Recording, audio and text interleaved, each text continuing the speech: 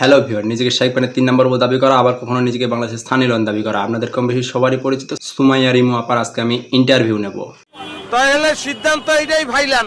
আচ্ছা আপা, আপনি কোন ক্লাস পর্যন্ত পড়ালেখা করেছেন? আমি তো 2 পর্যন্ত পড়ালেখা করি। কিন্তু আমি যে আমার সিআইডি টিম লাগিয়ে জানতে পারলাম আপনি নাকি কম পড়ালেখা করেন নাই, বেশি করেছেন। আপনি বলেছি যে আমি তো কম পড়ালেখা করিনি, পড়ালেখা বেশি করেছি। আচ্ছা আপা, আপনি যেহেতু অনেক পড়ালেখা করেছেন এবং শাকিব খানের 3 নম্বর বউ দাবি করেন ও বাংলাদেশের স্থানীয় লন দাবি করেন, তাহলে মডেল বানান করেন তো? মডেল এটা তো চুটকিতেই বানাম হয়ে যায়, এটা চুটকি দিলাম বানান হয়ে গেছে, এটা কোনো কথা বললেন?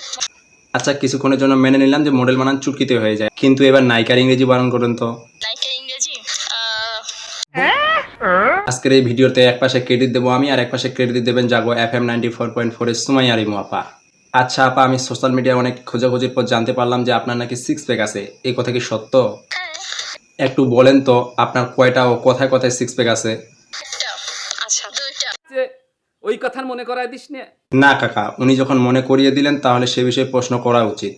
আপা, আপনি নাকি কক্সবাজারে গিয়ে ফিগার ওয়ার্কআউট করেন, এই কথা কি সত্যি? হ্যাঁ, অবভিয়াসলি। 100% সত্যি। মারুফ ভাই, কথার মাঝে আপনার বাম আঙুল ঢুকানোর কি প্রয়োজন?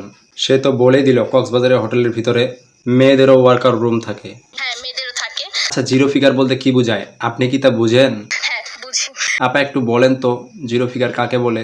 জিরো ফিগার যেটাকে বলে, ফিগার একদম জিরো, কোনো ইয়েতে নেই। তো আমার মনে হয় যে আমি নায়িকা হিসেবে পারফেক্ট, যে যত কথাই বলুক। আপনি যেহেতু নিজেকে নায়িকা হিসেবে পারফেক্ট মনে করেন, তাহলে ইংরেজিতে অ্যাক্ট্রেস বানান করেন তো। ACTERSS active.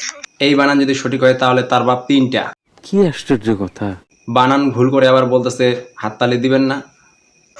হাততালি দিবেন না? আচ্ছা আপা, আপনার স্বামী কয়টা বলতে পারেন? না, সেটা জানি, এখন পেটে আছে, মুখে নাই। আমরা জানতে পেরেছি আপনারা নাকি 3 নায়িকা নিয়মিত কক্সবাজারে যান আইফোন কেনার জন্য, তার মধ্যে আপনি একজন, আর বাকি 2জন কে?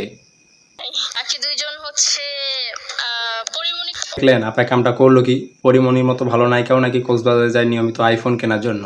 এই কথা কিন্তু আমি আগে কখনো শুনি নাই।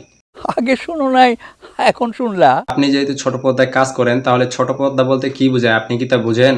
ছোট পর্দা বলতে হচ্ছে মিউজিক ভিডিও, নাটক, আদার্স সবকিছু, ফটোশুট থেকে শুরু করে সবকিছু। আচ্ছা আপা, ফটোশুট বানান করেন তো। ফটোশুট? ও না, ফটোশুট তো আমি করি না।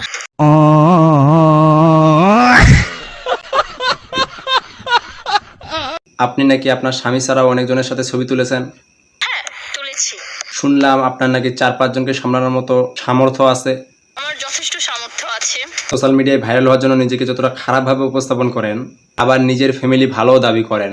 বাবার বাড়ি যেটা তারা খুব ভালো ফ্যামিলির, ইভেন আমি নিজেই খুব ভালো ফ্যামিলির। আজকের ভিডিওটা এই পর্যন্ত। ইউটিউব থেকে দেখলে সাবস্ক্রাইব করো, ফেসবুক থেকে দেখলে ফলো করো এবং ভালো লাগলে লাইক করো।